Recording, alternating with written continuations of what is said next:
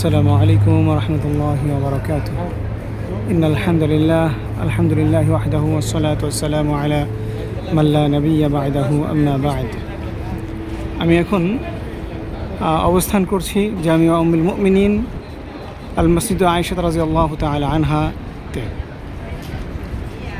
যখন রাসূল করিম সাল্লাল্লাহু আলাইহি ওয়াসাল্লাম মক্কা বিজয় করেন, সে সময় হযরত আয়েশা রাদিয়াল্লাহু তাআলা আনহা উমরা করতে চাইলে, তওয়াফ করতে চাইলে রাসূল করিম সাল্লাল্লাহু আলাইহি ওয়াসাল্লাম তার ভাই আব্দুর রহমান ইবনে আবু বকর রাদিয়াল্লাহু তাআলা আনহুকে সাথে নিয়ে উম্মুল মুমিনিন হযরত আয়েশা রাদিয়াল্লাহু তাআলা আনহাকে এইখানে পাঠান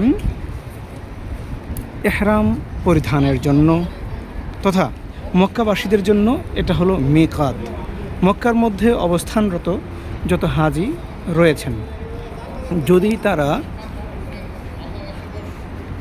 উমরাহ করতে চান, এই জায়গা থেকে তাদের ইহরাম বাঁধতে হয় এবং 2 রাকাত নামাজ পড়ে উমরার নিয়তে বের হতে হয়।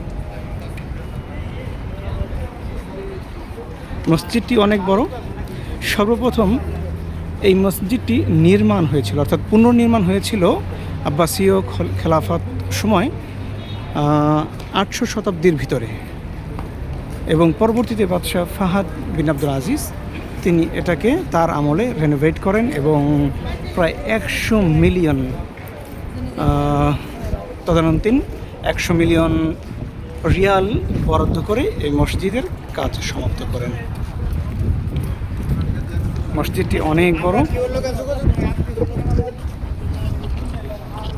পাহাড়ের মাঝখানে, চতুর্দিকে শুধু পাহাড় আর পাহাড়। একটু খেয়াল করা দরকার। এখন তো আমরা এসি গাড়িতে করে চলে আসলাম এবং নিউ মডেলের গাড়িতে করে আমরা চলে আসলাম, অথচ সে সময়ে এতটা গরমের মধ্যে, এখানে তো কিছুটা গরম কম লাগছে, মক্কার মধ্যে প্রায় 42 ডিগ্রি সেলসিয়াস, বাতাসও গায়ে কেমন যেন আগুনের মতো করে লাগে।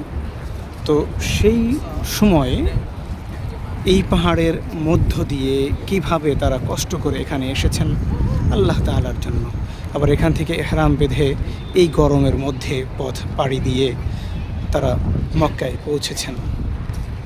মহান রব্বুল আলামিন তাদের মতো করে আমাদেরকেও কবুল করে নিন, আমিন। আসসালামু আলাইকুম ওয়া রাহমাতুল্লাহি ওয়া বারাকাতুহু।